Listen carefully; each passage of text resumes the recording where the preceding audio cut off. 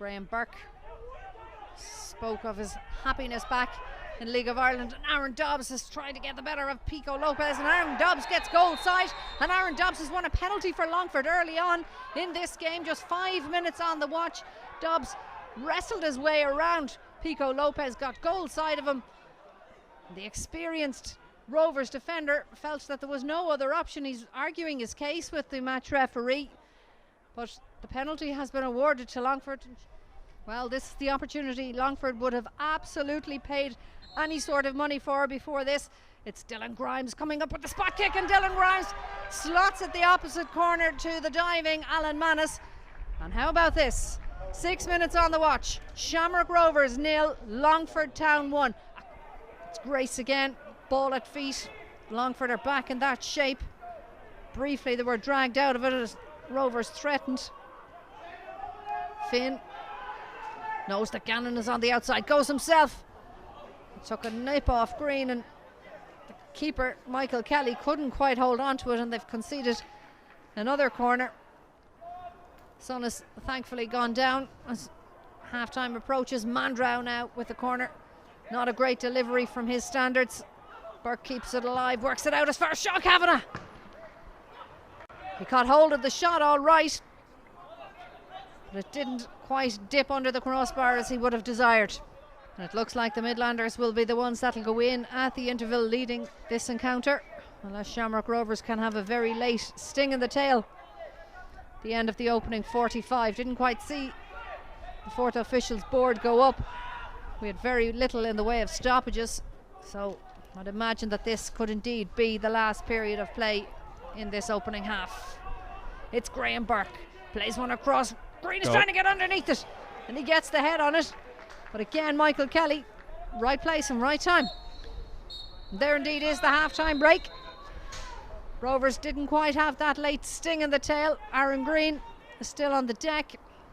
And a couple of changes for Shamrock Rovers at the start of this second half. Gary O'Neill and Rory Gaffney into the Shamrock Rovers side, and Shane Robinson alongside me here. Shane, you're thinking on those two changes? Yeah, I think Stevens probably wants a reaction as well, made a change. Obviously Rory's got Rory and Aaron paired up top, going to give a different threat to Longford as well. Yes, positive changes. I think Stevens looking for a reaction here, like, you know. Yeah. An early chance in this second half, and Chris McCann let fly from some sort of distance, and Michael Kelly had to be at full stretch to keep them out. Yep. Burke gives the signal. Better delivery, but it's a Longford head that's first to it. That was Aaron Dobbs that added to it, and get it out of the danger area for the moment at least. Michael Kelly came with a big hand for that, because he knew that there was two Shamrock Rovers players lurking. Lopez was one, Graham Burke was the other, and Burke is wasting no time because he's away to take the corner, and Lopez goes to ground, and it's going to be another penalty. Referee Rob Hennessy has signalled the tide has turned, that Roberto Lopez was fouled in the box on this occasion, and a second penalty of the game.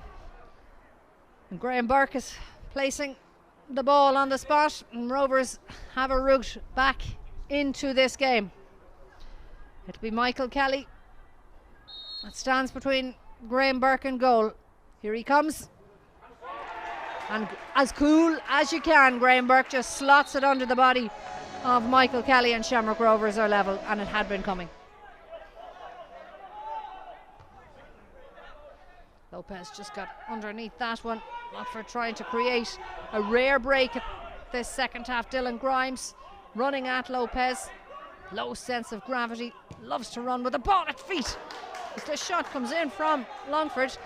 And Alan Manus, who's had very little in the way of work to do in this game, had work to do there to deny Aaron Robinson. Chris McCann, open space in front of him, tempted perhaps, gives it to O'Neill. Graham Burke won't need a second asking. Aaron Green has a shot. Gannon tries to cushion one down, came only as far as McCann. Frantic defending again from Longford. Out as far as Lopez. All the Longford players between that and goal. They've given away a free kick.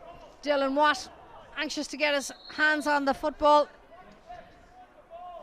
Great save by Michael.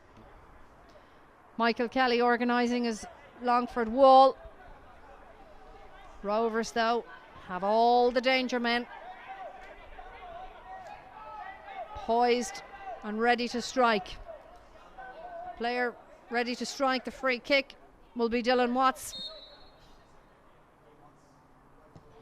Straight into the wall, done its job. Sean Gannon, let's fly. Oh, and it's Michael Kelly. Oh, how unfair is that? It took a nick off the keeper, but Rovers, as we said, they've done it so often before. They've struck late. All or nothing now for the Midlanders. They'll be stinging from the concession of that goal to Sean Gannon. Here it comes from Aid Dervin. Michael Kelly is certainly getting underneath it. They've numbers in the box. Verdon couldn't quite get the strike, gets a second opportunity and a third opportunity, and the strike comes in, but Verdon is claiming there was a handball on the deck. Certainly seemed that way, but it was unnoticed by the match referee, who sounds the full-time whistle, and Longford players fall to the ground in dejection because they gave all they had in search of the 3 points. Eventually, though, the champions have gone good, and the fullback Sean Gannon, well, for tonight at least, he'll take the credit for scoring the winner, because it's Shamrock Rovers that have beaten Longford here by 2 goals to 1.